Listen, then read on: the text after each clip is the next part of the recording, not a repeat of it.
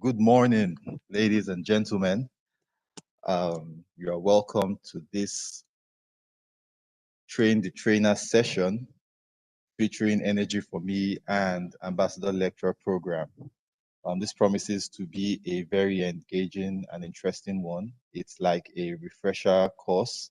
It's very important for us volunteers, especially the young professionals and all our students to remind ourselves and familiarize ourselves with these Energy4Me experiments and the purpose and the content for the Ambassador Lecture Program.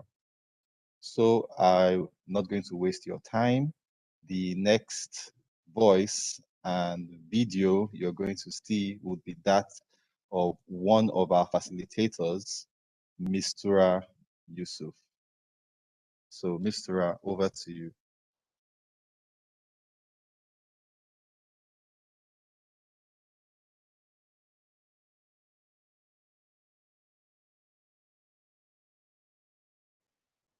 Okay, good day, everyone. Thanks, Jukes, for the introduction.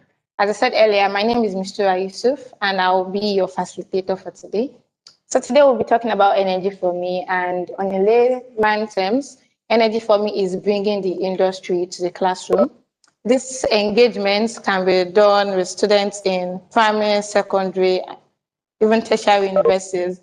We could also have our student chapters engage students in the lower academic section with this also young professionals and so many other people who are willing to learn and know more about the energy industry. So we'll be bringing the energy down to the classroom using household materials. You can see they're actually materials you can get at supermarkets and other stores around you. So I'll be starting with the density experiments. And density is, like we all know, mass over volume. We have, more an advice I will give to people is before you do your Energy4Me experiment with these students, try as much as possible to do more like an ambassador lecture program, telling them about the oil and gas industry, how oil and gas is formed, how we get them from the reservoirs and all. So when you start these experiments, they can picture and visualize what you said earlier.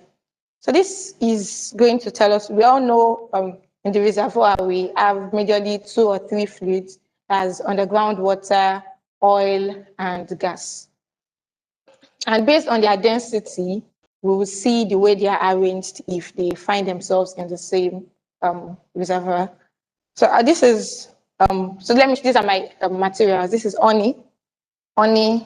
This is oil. It can be any type of oil, granite oil, olive oil or so.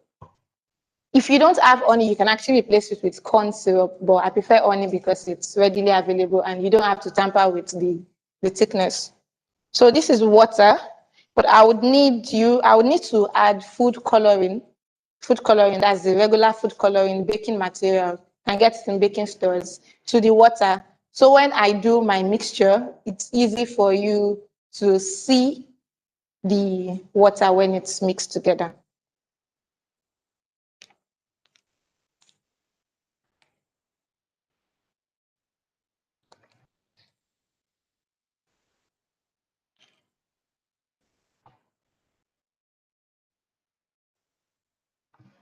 To engage the students, you can actually tell them to do this mixing so they can be a part of your experiment.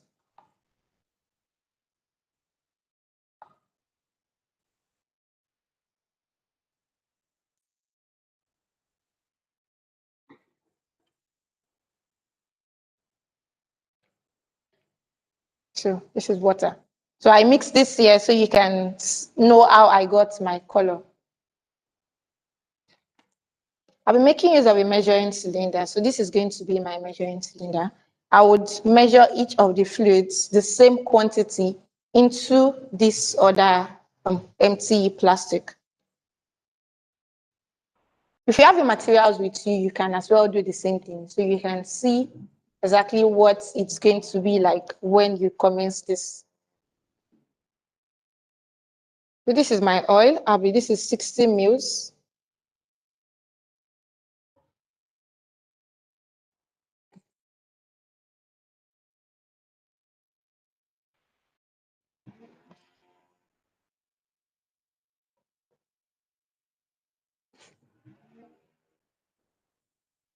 I'll be working with 120, so it's going to be visceral when I add others. So this is my oil.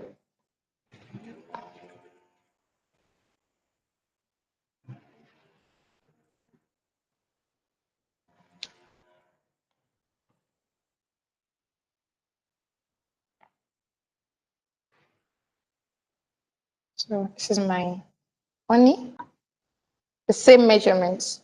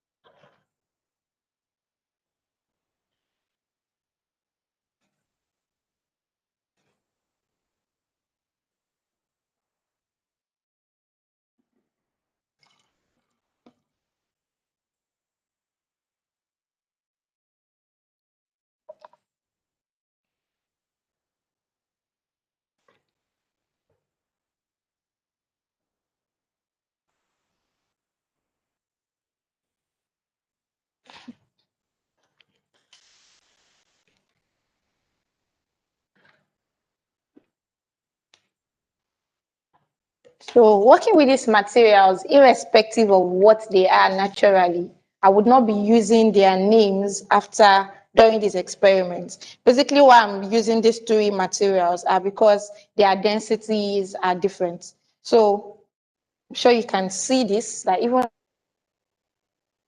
them in the same container, I have them they are all separated. So in my reservoir, I would have a fluid at the top, second year, and the third year. So this is going to represent my water because we know water is a denser fluid compared to oil. This would represent my oil and this would represent my gas. So most times when we have this diagram where we show the representation of oil and gas, we have gas at the top, oil in between, and water beneath. So once you show the students this, I would not forget my experience with students when I had to do this experiment and they're like, wow, wow, wow, this is actually outstanding. It's quite funny that, okay, there was a school where the students were quite inquisitive and they said, what if we mix everything? Would it separate? Yes, it's going to, but that's going to take a very long time. So basically for this, I have been able to show you how the properties of crude, gas, water, and oil actually how the properties affect how it appears in the reservoir. Thank you very much. So I'll be moving on to my next experiment, which is called perforated well casing. For those who are familiar with the oil industry, we know we have to send down pipelines into the reservoir to get our oil out. Okay, just like I said, basic explanation to the students about this makes them picture what you're saying. So this is going to represent, these straws are going to represent my pipes. Because as I said, we are using household materials to represent what the engagement we have in the industry. And most of these things are done by the oil servicing industry and firms.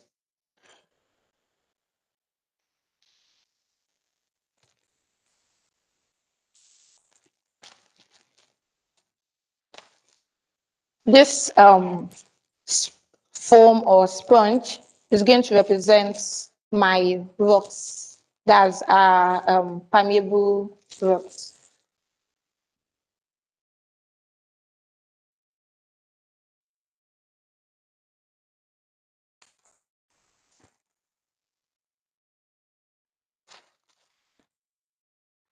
So here again, I have water.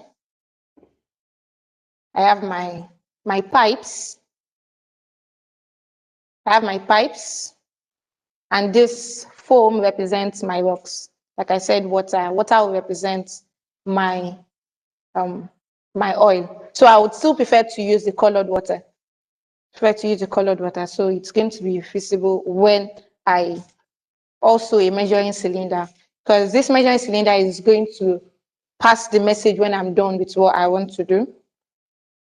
I'm using this Ziploc, more like, the rock is deep down. This is just to help me control the fluid when I get to do my experiment. And I'm using this tray why I'm using this tray is to prevent spillage. We would not want our experiments, our sessions to be messy, so we won't get to mess up the entire environment. That's why I'll be doing my experiments in this tray.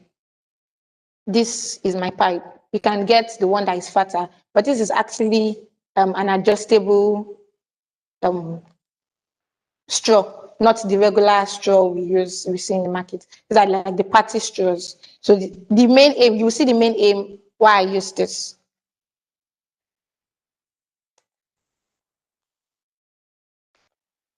I open my Ziploc bags.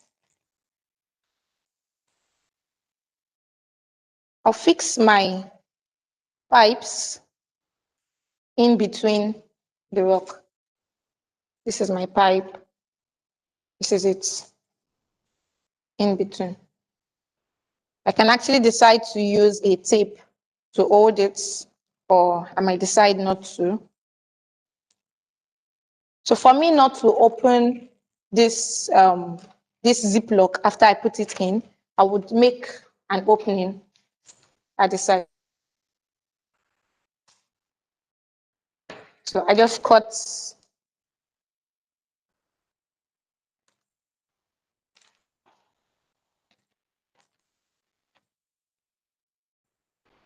Okay, so like I said, I made an opening in the Ziploc. I just use my scissors to cut it, and I fit my pipe into it. Like I said earlier, I did this so I would not have to open this Ziploc again after I complete my experiment. So this is one. This represents my rock, my permeable rock. This is my pipeline after drilling. So I'll repeat the same for this. Like I said earlier, flexible straws represent my pipes, and this is my hose in between. I repeat the same thing for this end. I cut a section out of it.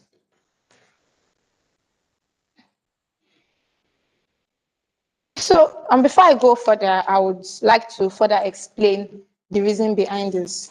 Normally I know for the geologists and those in the oil servicing firm, they would understand what it is. It's when we send down the pipes down the rock, there's something we call, I guess, guns to shoot the pipes. This allows the entrance of the hydrocarbon into the pipes. So here I'm going to explain to you the main reason behind that's gun perforation. Like I said, this experiment is called perforated well casing. So this is my water. This is my measuring cylinder. I would measure water. I'll still use my 30 ml, and if I need to add more, I will do that subsequently. So this is 60 mils, 60 mils.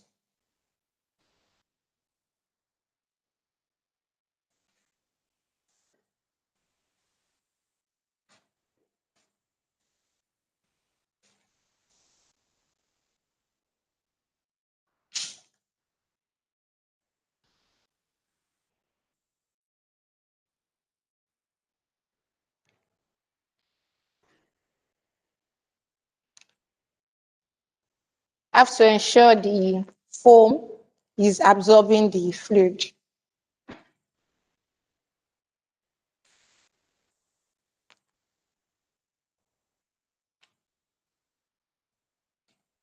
Or you can decide to actually make your foam wet initially, so it's easy for it to absorb. Despite that fact, it's still absorbing it, but just to make it a bit faster and easier.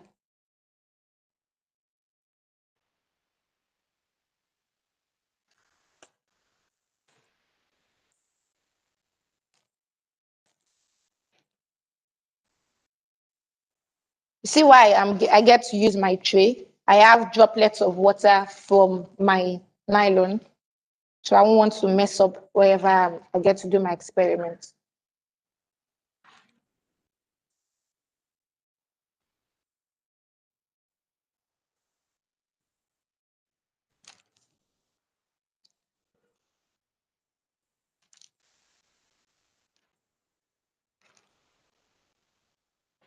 So let me leave this to absorb the fluid while I fill up this. So before I fill this up, I'm going to perforate my pipes. That's why it's called perforated well casing. So this experiment is basically to explain to you the reason behind the perforation. So I can just use an edge of my scissors to do the perforation. Or if you have pin, you can use it.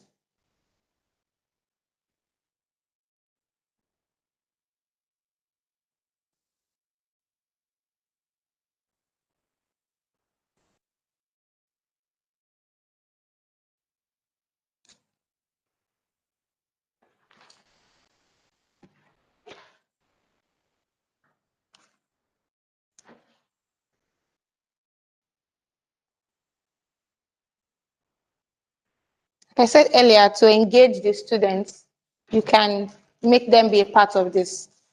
Just call anyone volunteering. You can even, most times for me, I use this to actually tell them about volunteering. When you volunteer, you're a part of the system and you can visualize and know exactly what's going on, which would still give you the room to be a part of the entire system at the end of the day. And that's more of what SP actually teaches. SP is open to volunteers. So if you want to volunteer with a system, with an SP chapter or section, you reach out to the executives of the chapter. If you are a student, you walk up to your students' chapter officers and tell them you want to volunteer and be a part of what they do. So I have perforated my casing, my well casing. Let me still perforate it more.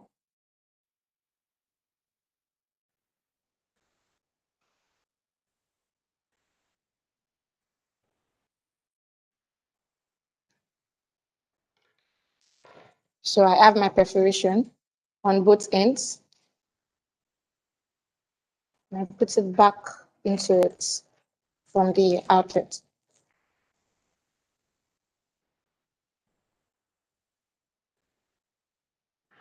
I fill up with the same 60 mils.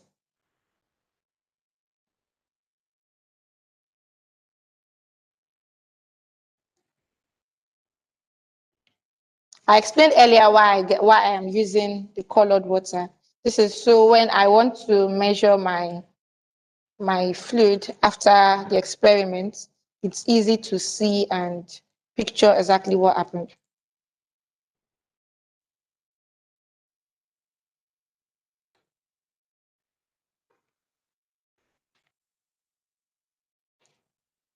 This is taking a little time because it's a new foam and the level of absorptivity is not too fast.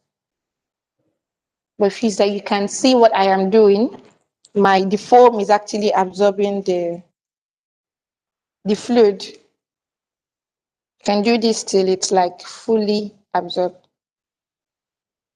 I'll pour the complete 60 mils into it so I can take account for every bit of water that comes out and what went in.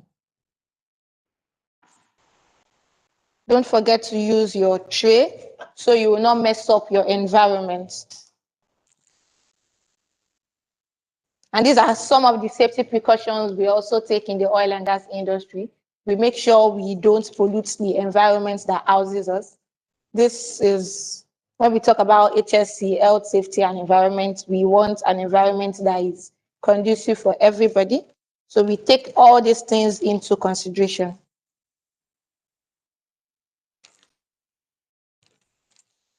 So you can see I'm still trying to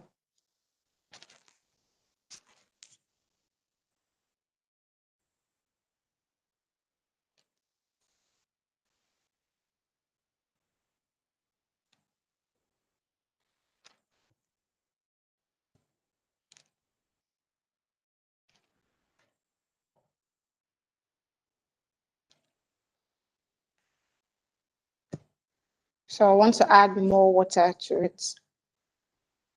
Let's do 40 mils. So we know we added 100 mils to each bottle. I need to do this to the center.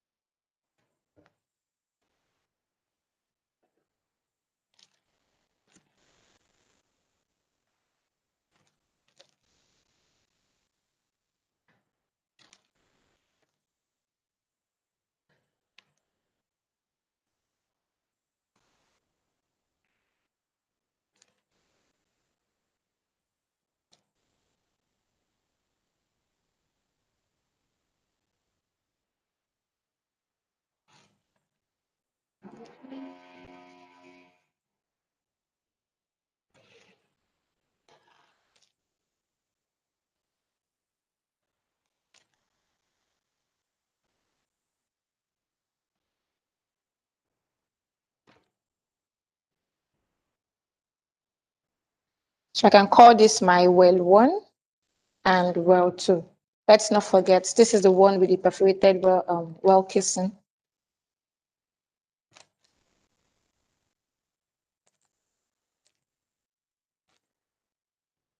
This is zip. I just want to use it to hold the bags together. We know normally now rocks, they are fitted tight. We have to force our way in when it comes to perforation.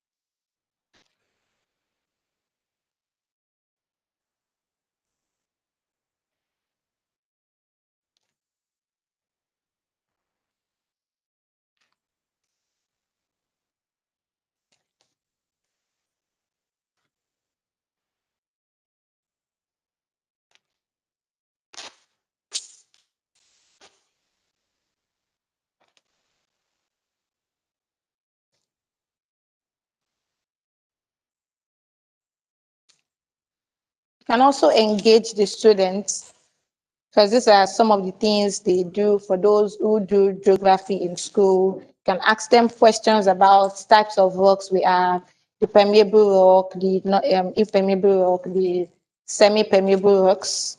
Ask them for the properties. So when they know these properties, they can picture what the oil well looks like. As we know, they have pore spaces. So in these same pore spaces, that's where we have our hydrocarbons, either water, oil, or gas trapped into it. So this are my, I'm going to make use of these cups so we can see the outputs.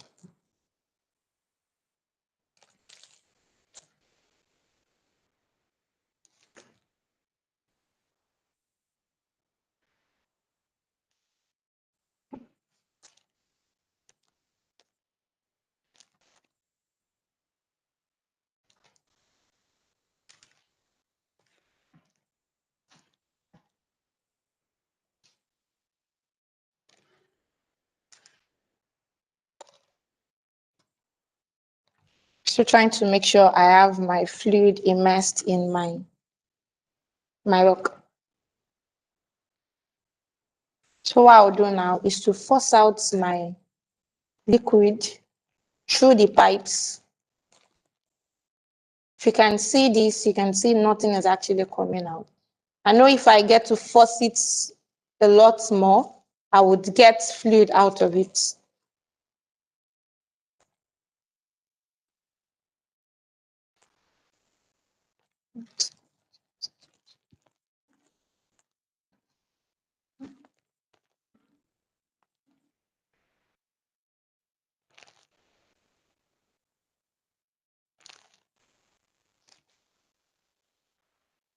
I think I need to put in more fluid.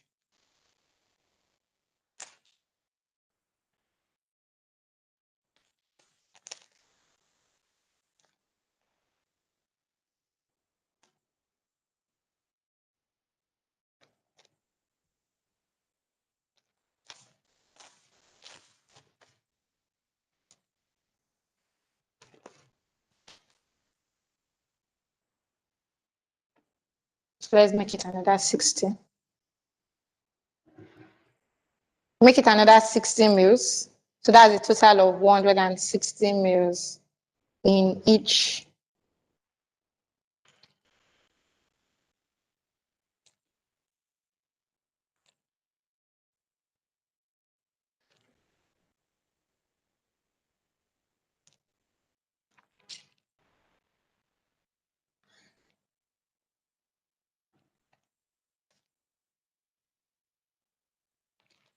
I need to be sure my case is well perforated. Let me just do this little cut at the edges, because I know if you go to the SP website, you can have access to videos or just go online, check out perforated well casings. So you can have a picture of what it looks like. It's more like sending down a system than it's called a gun. Then it shoots the pipes and we get an outlet. So an opening where crude actually passes on before it gets to the reservoir that has been put in place to receive the crude that is coming out.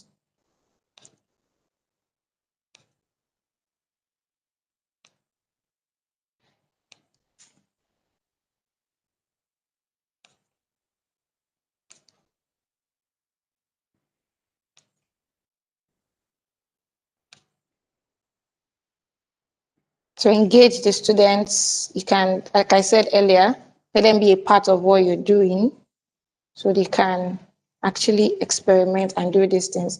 You can also do it during their jet club days, just to let people know what they've learned.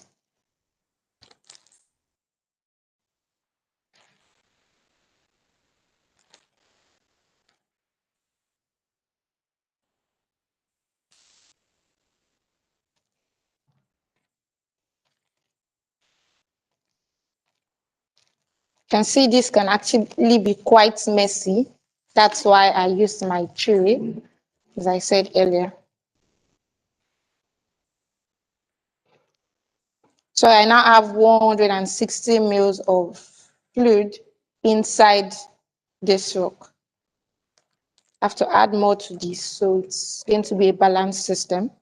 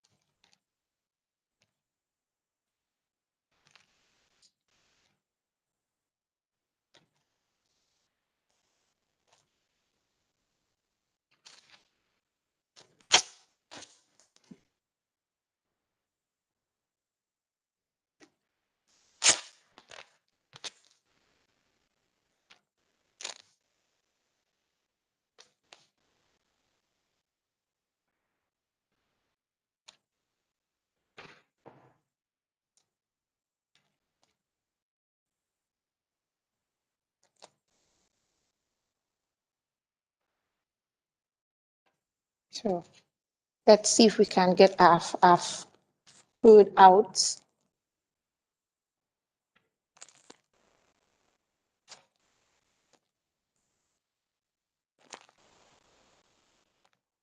Yes, so I don't know if you can see this, but I'm actually having, even if it's coming out very little, but I have,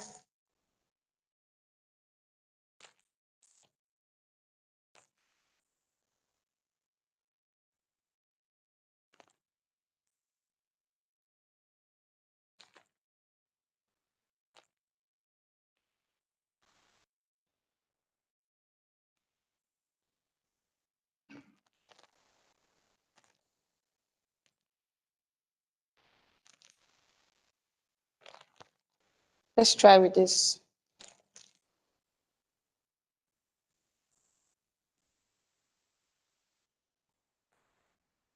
Not even a drop has actually come out of this.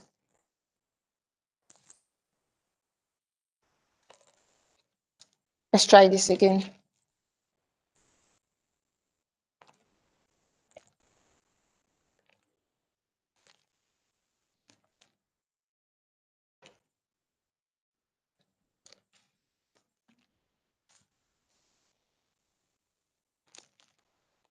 Need to exert a lot of pressure to get the crude out. It's the difference is actually so small, but I had like little fluid come out of this. So I think when you want to actually do this, make sure you have make sure your foams can actually absorb a lot of water, and your well casings are also so big. So we can come back to this. So I'll go ahead with the next experiment, which is called getting the oil out. The same way I was trying to get my oil out of this, I'll tell you how the properties I explain the property here, that's density. So now I'm going to talk about viscosity. Viscosity has to do with the thickness of the crude. That's kind of, we have different types of crude. We have light crude, we have heavy crude. When you see them, some of them are way dark. They can actually come in this color. Some can be as light as this. We have different types of crude, depends on where it comes from. I think a very heavy crude we have is Venezuela. Then a very light one, we have Bonny Light, just like the name implies, Bonny Light, which is in Nigeria. So I'll be making use of this, and my assistant, Kerry, would help me with this experiment. Thank you for joining us, Kerry.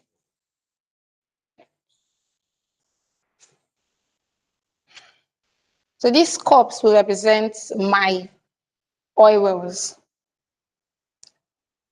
These are my materials. I have with me the regular types of straw. I don't know if you can see this. Have them I came with so many, in case it's not enough. I'll be making use of my sellotape as I used earlier. These are the cups, represents my oil wells. The straws represent my pipelines. This represents two types of crude I was able to get. I used honey for this, and this is carbonated soda drink. You can make use of any one you want to. So I will fill, since we are using the same container, I would not have to use my measuring cylinder. I will just look at it and make sure they're on the same spot. I hope you can see what I'm doing.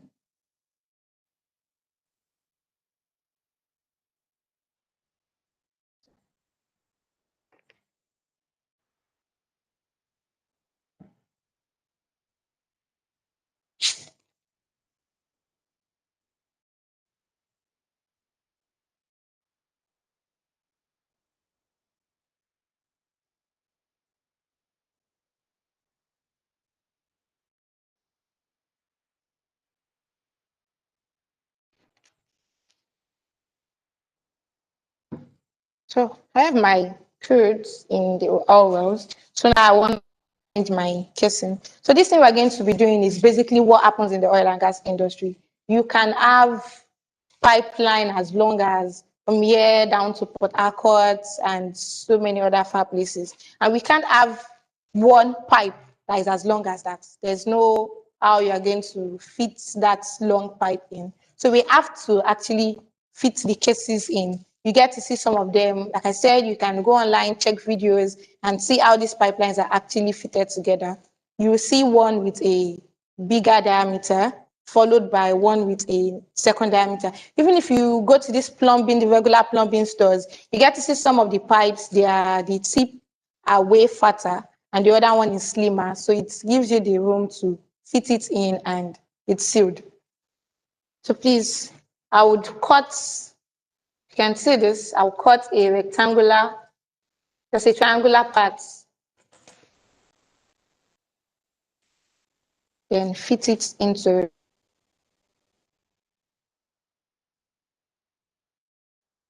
When I fit in, I'll make sure there is no space, because the space would act,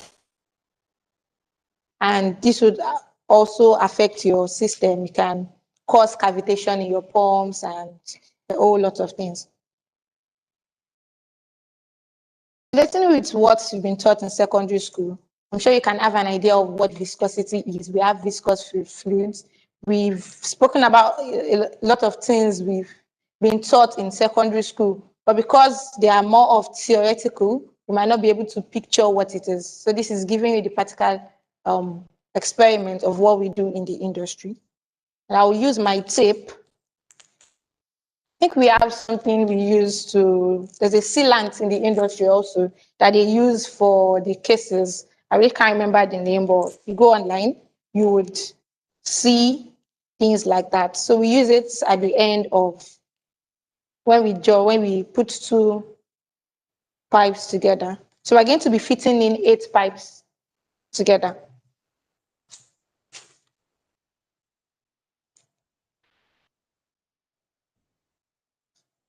So it is 2.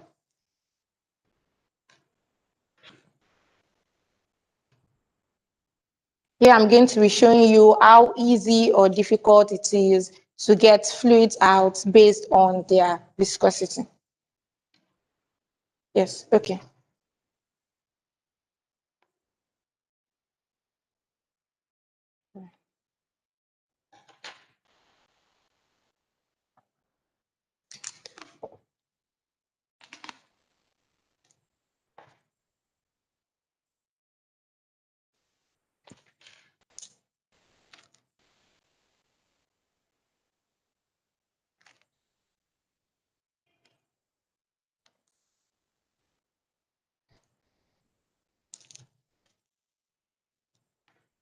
So if you are a student in secondary school or primary school, or a parent watching this, and you want SP Lagos to come down to the schools to do this experiment, we're actually very open and welcome to your schools. You can send a mail to splagos@gmail.com, and to be directed to the necessary quarters. We reach out to your school, we fix a date, we come down, tell your students about the energy industry. How many is that? 1. 4. Okay.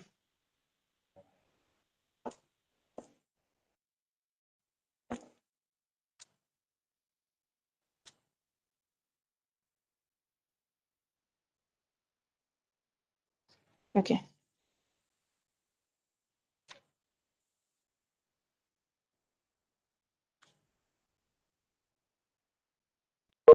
Please try as much as possible to be hygienic with this, because the students would actually have to fit it into their mouth. You don't.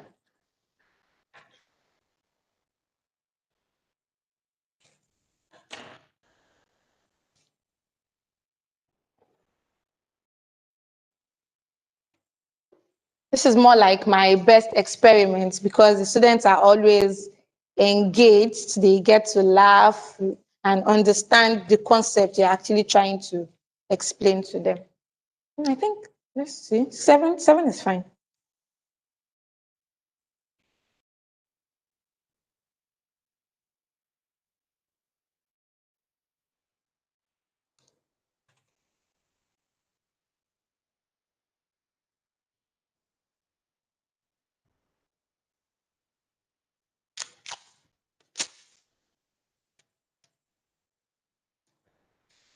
This is 1, 2, 3, 4, 5.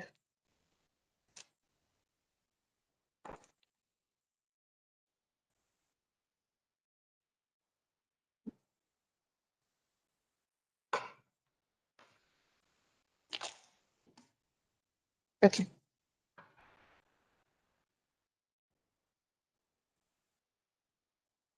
So why we are using this sealant is because we don't want air interference, because it's going to disturb. We know when we have our fluid in way into the system, like after several years of decomposition, there's this pressure we get, very high pressure, and that is what pushes the fluid up through the pipes to the reservoir, to the maybe tanks, or that has been prepared for it.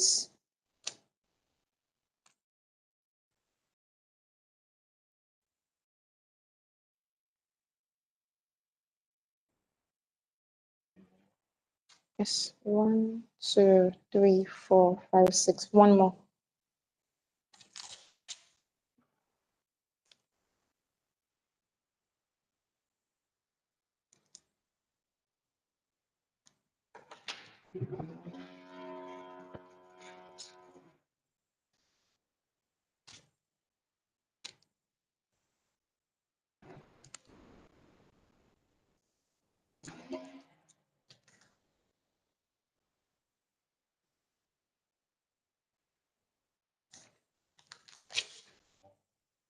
Yes, yes.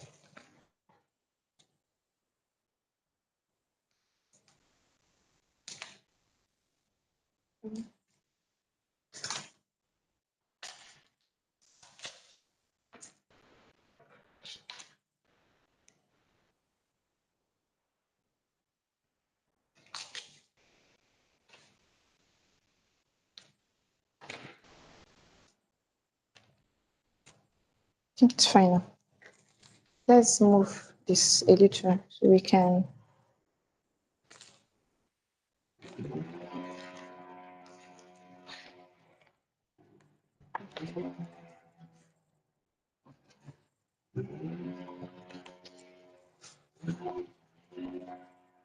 Okay, so the major concept behind using a carbonated soda is because the students will actually have to try to force this fluid up using these straws, and the pressure that will be exerted will be you sucking it with your mouth. So using any type of fluid would not be that hygienic because they have to put it in their mouth.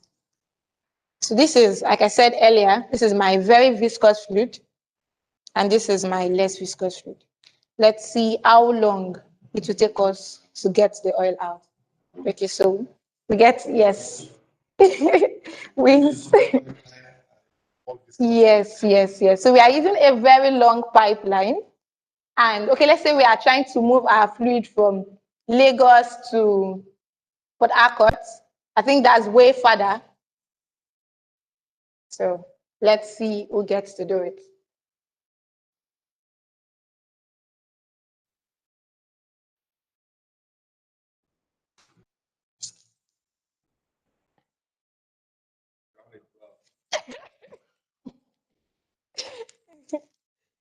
Okay, okay. Maybe I should just hold on to this.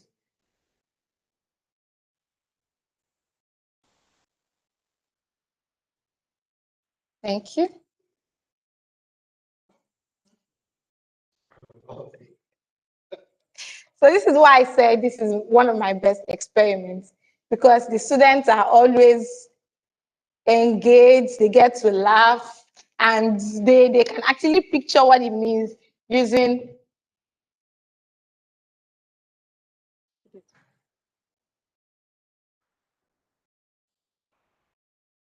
So let me get my oil out.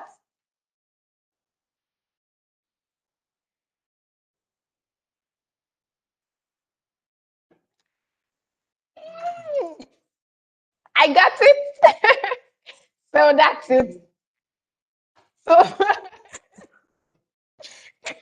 okay, so let me explain the concept behind this. Like I said earlier, distance is a major um, distance, viscosity of the fluid, then the pressure. if you have a less pressure, okay, going down initially when you perforate your rocks to get your oil out, the pressure is always very high.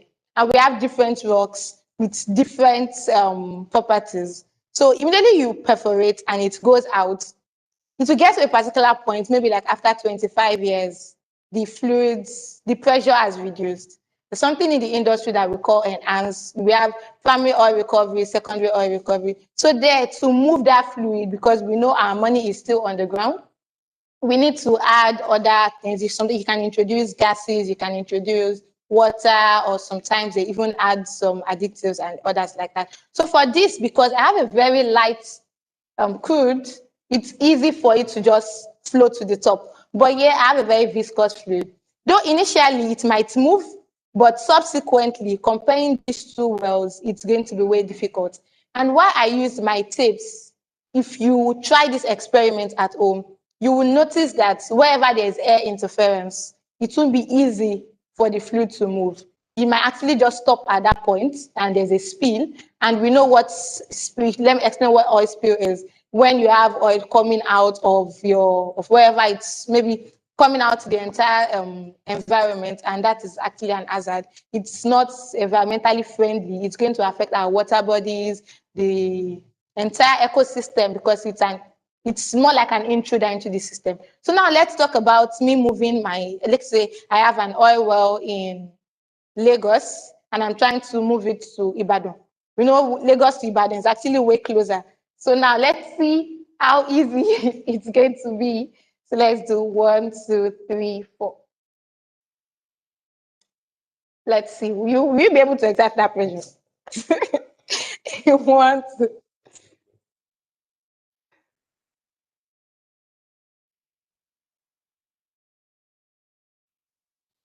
Okay. So let's do it. Don't let me, I don't want to brag, but I'm very sure before you go way out, I've emptied my cup.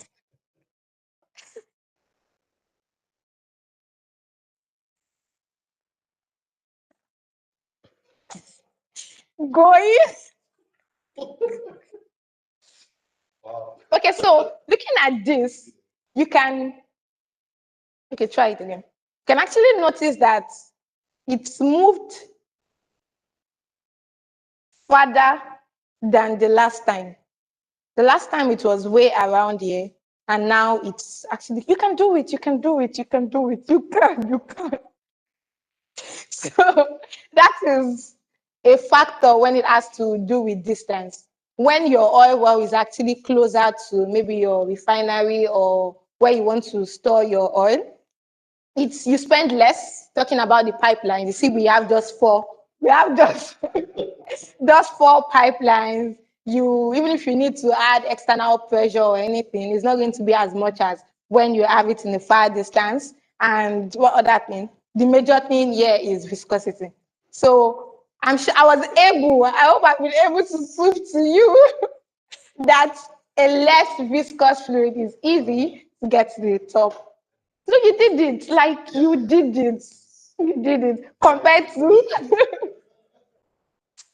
compared to it. So this is where my enhanced oil recovery will come into play.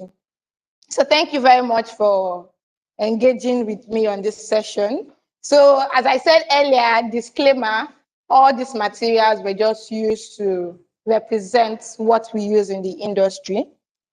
So I was able to bring down household materials. So going back to what I did earlier, you see now we have a clear difference. Even if you can see there's a clear difference, it's not mixing. You can decide to use any color, green, blue, just try as much as possible not to use a color that is very close to, don't use yellow and don't use something like black. Don't use a color that is very close to these two crudes. So from here, so you can just reach out to the students, engage them, ask them questions as regards what you did. Which is less dense? Why? What are the properties? So this represents my water, this represents my oil, and this represents my gas. So that's for density. And okay, I explained viscosity, and I'm sure we understand that. And I've shown you why it's one of my best experiments, because the students get to laugh, engage, and are so much interested in what you're doing. We have a whole lot of experiments, several others that can be done, but these are more like the basic and very simple ones. You can walk into any store to get them. Going back to the materials I used straws, I use Ziploc. If you don't want to use a Ziploc, you can actually get maybe a regular nylon, wrap it around your foam. So please try as much as possible to use a foam that would absorb more water, more moisture when you want to do the other experiments, and pour lots of moisture into it. I use my tray to prevent it being messy. Despite that fact, you still get to see little things. So like I said, in the oil and gas industry, we try as much as possible to be very, very, very careful. We key into the environment. We want the safety of everybody. We want us to be in good health. So we try as much as possible to do a whole lot when it comes to environmental balance and all, down to even the air we breathe around the industry, around the refineries, the world where our water, wastewater treatments and all. So I used oil to help you with this experiment. Going back to this oil, I used water, food coloring. You can get it in any baking store. Just tell them you want food coloring. It might not really be exactly like this. Some are in powder form, some are liquid. Basic thing is to get your water colored. I used honey. You can actually replace honey with corn syrup. You get to mix it, or even this regular cough syrup. I think I tried it with that before, but with this this is easier. I know honey too comes in different, the honey has different viscosity and might be different colors also. So please try as much as possible to get the one that is way dark, something like this, and the one that is thick, to help with the viscosity experiment. I used carbonated soda drink just to help you, so you can actually consume it.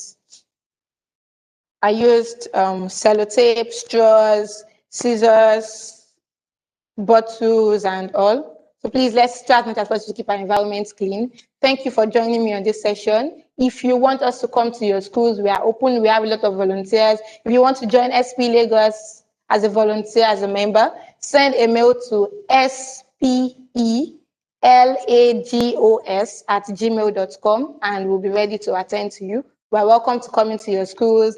We look forward to your mails, and I hope you enjoyed this engaging session. Thank you very much. My name is Mistura Yusuf, and I'm the Student Affairs Chair for SP Lagos section. Thank you. Wow, thank you so much, Mr. That was indeed a very fantastic, engaging session. Thank you so much. It was really, really difficult to get that very viscous fluid of honey out of that cup over that distance. I must say, I'm very sure that indeed it's an experiment that the students will enjoy. So we are going into our second section of this Energy for Me and ALP Train the Trainer workshop. But just before I introduce our next speaker who will be taking on the ALP refresher, I would like to mention some upcoming events from the SP Lagos section. So Thursday next week on the 12th, we have a very interesting webinar on effective management of COVID-19 protocols for offshore drilling rig facilities. As we're all aware, we're still right in the middle of a pandemic. Every business, every home, everyone, every country has had to adjust one way or another, following different COVID-19 protocols. The ones that we're familiar with, like washing our hands regularly, wearing face masks, social distancing, and all that. So this promises to be a very interesting one, giving you an insight as to how some oil offshore facilities are able to stay safe amidst this pandemic. That is on Thursday, 12th of November from 11:30 to 12:30, from 11:30 a.m. to 12:30 p.m. And then on the 13th and 14th of November, we have a very interesting training on Python for data science. And this has to do with predicting customer churn or attrition. So if you want to get really good hands-on experience on the practical use of Python as a very powerful programming software, you can always attend this training. There is a registration fee of just only 2,000 naira for this. Promises to be a very interesting one. This is on Friday and Saturday, 10 a.m. to 2 p.m. each day. On the 7th of November by 11 a.m. to 1 p.m. Okay, that's what we are having right now. My apologies. That's the trainer that you are presently um, part of. Then next week or 2 weeks from now, on 25th and 26th of November, from 9 a.m. to 12 a.m., we have the much anticipated mini technology workshop on Industry 4.0 and the virtual field trip.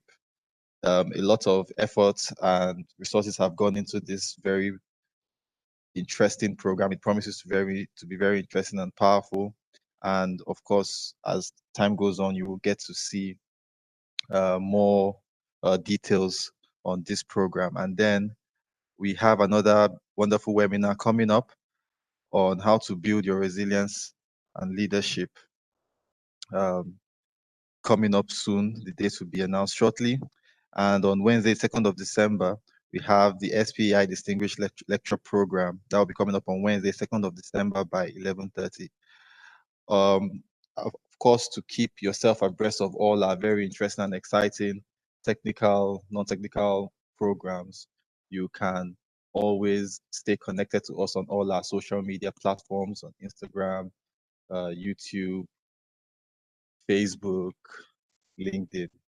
So at this point, I will be calling on our second speaker. Her name is Chineye Ezechi, and she'll be taking us through the Ambassador Lecture Program Refresher. Thank you.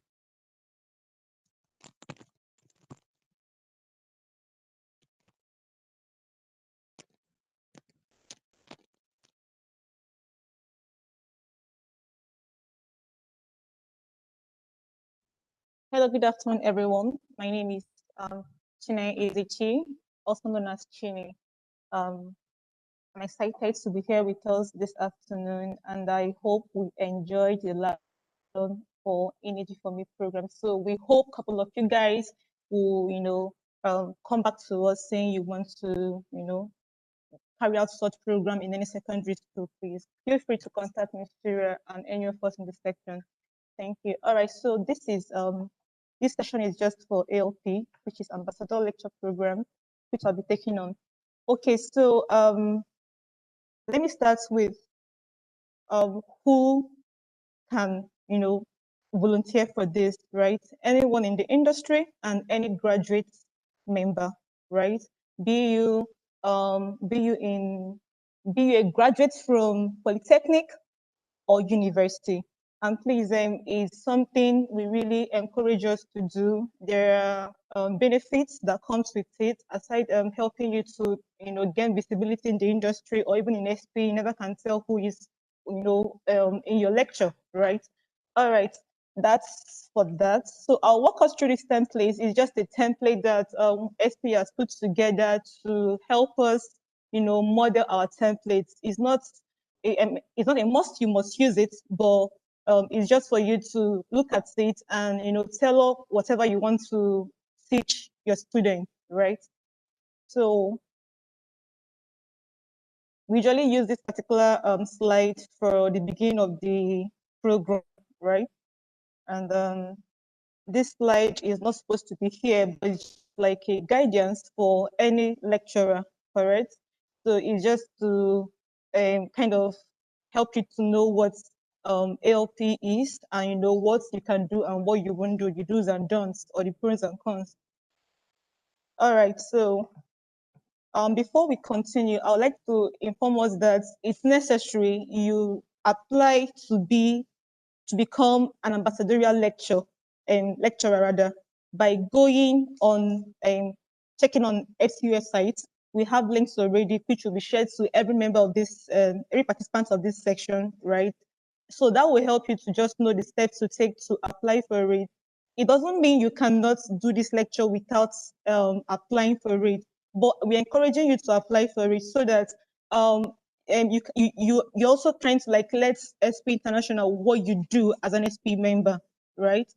So we'll share the links to you, and please, it's very, very easy to do. And please don't start saying, would they verify you or not? See, once you apply, once you're a graduate member, they will, verify you and, approve your application. All right. Okay, so just here, yeah, this like the first form of introduction that you make, just put your name, your company, your title, your position, then your position in SP legal session, if you have any. But if you don't have, please just put young professional and then put SP legal section there. Thank you. All right, so this particular slide talks about your personality, who you are.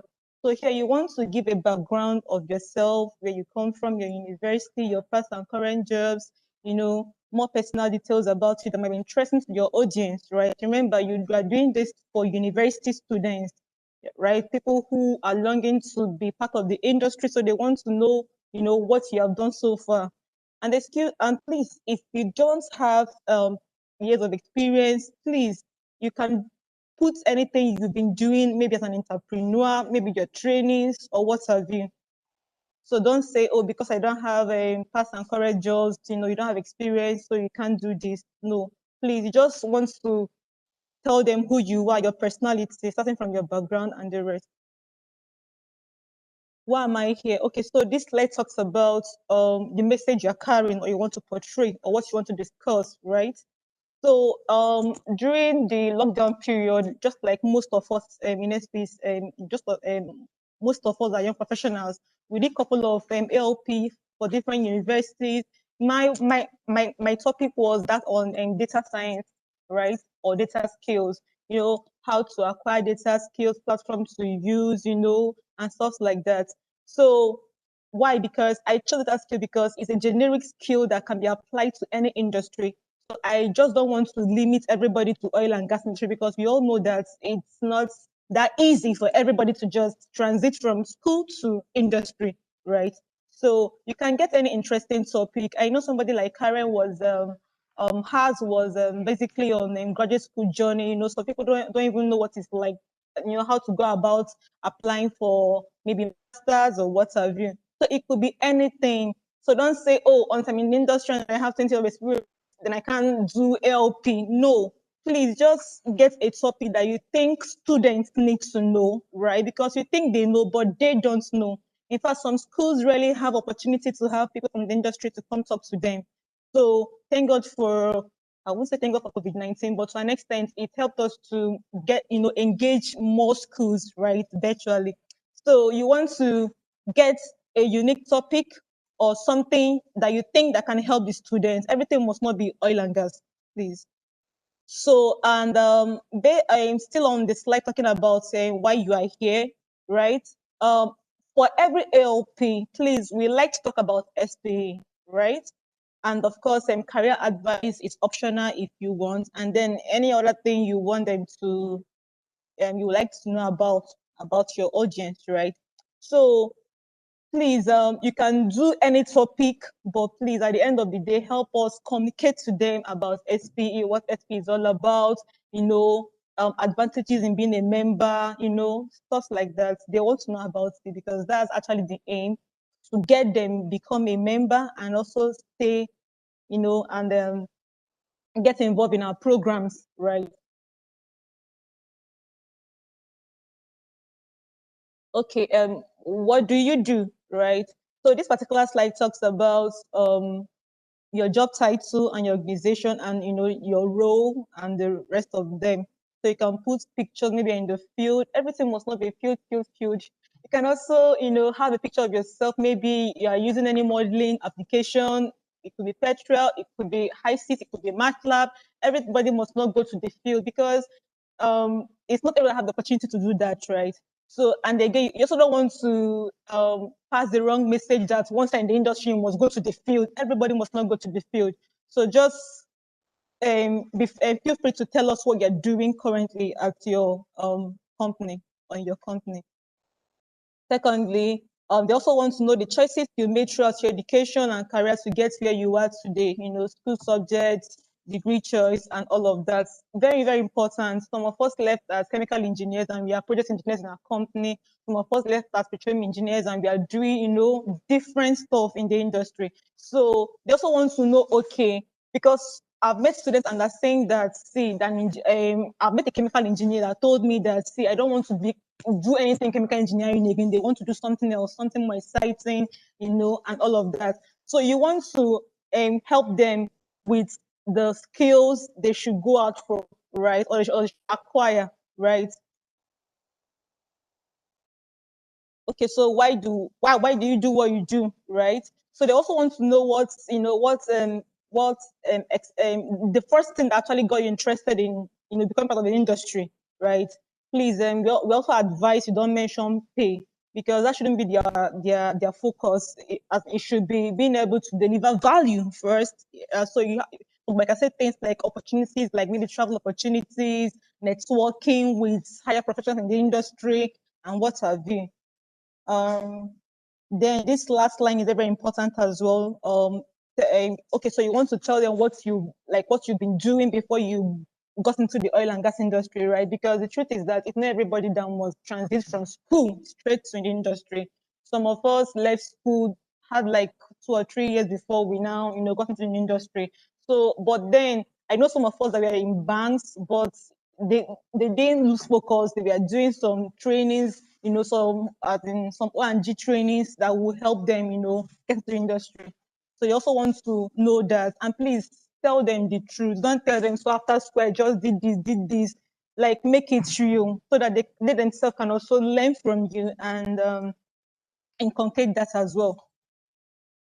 Okay, so this slide talks about industry, trending topic in the industry. So let's say you've done a couple of projects, maybe in your company, all the ones that you're involved in, they want just, you want to show them pictures where you are doing this, you are doing that, what you learned. Some of us get to learn some skills while deploying projects. Another they call it on-job training. So you want to just showcase 1 or 2 things about you. And please, this is if you're going to talk about your career in the industry, right? So it could be anything. You mustn't use this slide, remember, where you are going. So you want to see a focus of yourself in the next 5-10 years, right? So depending on what your topic is all about, remember, this is a template. Okay, so this is just like a generic picture of the oil and gas industry. It could be anything. It could be your own industry. Maybe you're in fintech, financial institution industry. It could be IT firm. What have you? Just put the picture there because also encourage them. We all know that there are other emerging energy sources. So, and these children are aware. These students in the universities are already aware of it. But then even XP also encourages that, right? So you also want to diversify, right? So it's not bad if you put up something else here. It mustn't be O&G. But at the end of the day, please help us portray what SP is all about, benefits and the likes, please. Okay, so what's happening in the industry today, right? I know that this slide can be modified, right? Remember, it's just a template. You can put all other stuff here in terms of what's happening in the industry. For example, O&G industry talks about market volatility, price of oil and job security, increasing efficiency and non-conventional resources. Then the last line, increase innovation and use of technology and data. I love to talk about this one very well because we're in a dynamic world and you can't be in dynamic world and be static, right? It's an error, a big error. So I tell them that, they have to be hungry for innovation, right? And of course, use of technology and data. Okay, so of course, for every industry, we have challenges facing the industry. So we don't just tell them, oh, everything is perfect from day one, which is not true. And you and I know that. So for any industry you're portraying, right, you have to let them know the challenges, right? And of course, its abatements if you have. any solutions, you can propose solutions for them. So this is just for challenges facing the E&P, right? Things like carbon capture and higher resolution subsurface imaging and the likes of them, in situ molecular manipulations, and the rest of them. Okay, so this simply talks about why do you do it? Like, so the industry, O&G industry, why do you do what you do in the industry? Maybe providing solutions, deploying values, and what have you. So remember, it's a template. It's just to guide you on how to, produce your own template, right? Please, we try not to make it too wordy, and we need graphics, so that they won't get tired, maybe lose concentration. Current trends in the industry part. So I have like 3 slides talking about the current trends in the industry. Please, any trend you are bringing for any industry or for anything you are doing, it could not even maybe a topic may be, let's even maybe use mine as an example, maybe acquisition of data skills, right? So all the trends I put in my slides, I made sure that they're updated, right? So please, anything you are using in terms of data, graphs, what have you, please make sure it's updated, just like this one you're seeing here, this one, and then, sorry. Okay, so what opportunities is it in the industry? Remember, you're trying to let them know how they can also become like you, right? So many people, some these students feel that if you're not a petroleum engineer, you cannot even be in the oil and gas industry. Meanwhile, it's a big lie, because you can come in as anything and end up as something else, right? So you also want to, everything like boils down to acquiring the skill, right? And being good at what you do. So you also want to tell them the opportunities that exist. Remember, there are many more opportunities more than what is captured here. So please try and update it and use it for your own slide. Working in the industry, I rarely talk about this, because they want to see the money, they're happy when they see the money and all of these things, but I think we should focus more on solving problems, right? That's saying deploying more values, because once you solve problems, the money, like, you definitely get paid for what you're for the value they're deploying or delivering. Okay, so demographics in the industry. So remember, it's a template. You must not use this, but this is just let you know how your presentation flow should look like, right? So just make sure that the graphics are okay and direct to point. Okay, so what about this? So here you want to get their views, their feedback, if you want. Remember, it's your own thing. Like, okay, so SP role in the industry, right? So a slide should come before this, which is maybe talking about SP, who we are, what we do, and what have you. So this particular slide talks about SP role in the industry, starting from international events likes of OTC, HTC, and many more, then to online resources, papers, webinars. Of course, I encourage my students to present a paper. In fact, I did a particular, what is it called, LP for my school on how to write paper, topics to choose, how to go about it, and all of that. So please, we let them know about online resources, very, very important. Then regional events and communities, SP sections and chapters, online networks, e-mentoring and SP Connect, very, very important. I don't know what I would have been in this industry without networking, because basically, I keep telling my people in the office that everything I've learned here is not from school. That's the simple truth. So you just keep learning, you keep meeting people, sharing information, you don't know it all. So you need people to, of course, we need each other to grow. Then representative of our award and prepare and grants, very, very important. So it's also good to let them know that, so you don't just do all these things. Of course, if their papers are good, of course, they'll be awarded, stuff like that. A couple of us have done it, and of course, we got the awards, then publication and grants. Okay, so professional members. So this is just SP data talking about how many we are and the countries that we exist in, right? So we have 143 countries. Just let them know everything you can about SP after you are done with your lecture. It's still part of your lecture, remember. Then our student members, this is just their own data as well. Just walk them through it. So you have this slide, like I said, then young members program, right? Very, very important, because once they leave school, they become YP, right? So you also want to let them know that, okay, so there's life after school, aside student activities, also have YP activities, very important. And we have other things that you can add in this slide, please. Okay, so how has SP helped me? Please take your time, let them know what it has done for you, and be honest with it. Because I think when we use practical examples, tell them how you try to, talk to maybe a person in the internet, and probably the guy didn't answer you after how many years. They want to know those things. Everything must not happen like magic, maybe magically or something, right? Share your experience with them. Tell them all the nice things you've enjoyed as a student, as a young professional, and what have you. Global responsibility. So just walk them through. This slide must not be here, please. All right, so we encourage you put this slide, because this more or less like guiding them or directing them where to go and find out more stuff about SP. Then with this, very, very important, please, after the end of your lecture, please, you must go online and fill the form that you visited or that you carried out any ALP. Very, very important. See, I don't know how to explain this, but please, it's as good as you did not do anything if you don't fill that form. That's the only way at international level. That's SPI, right? That's the only way they can, have a record that actually we are doing something called ALP. So please make sure you go online. We'll send you all the links to apply, links to go online and fill your feedback survey, links to anything. We'll give it to you. Once you're in this section, we'll send mails to everybody containing the application link and the feedback survey link. Thank you. Any questions?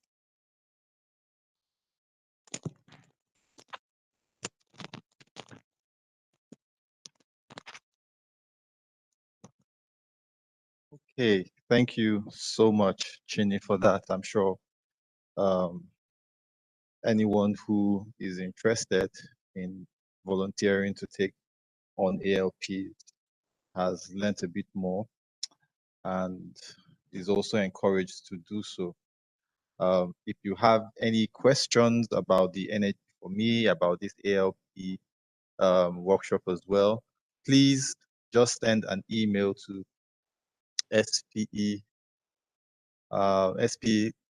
spelagos@gmail.com, right? And like I mentioned earlier, we have a lot of upcoming events.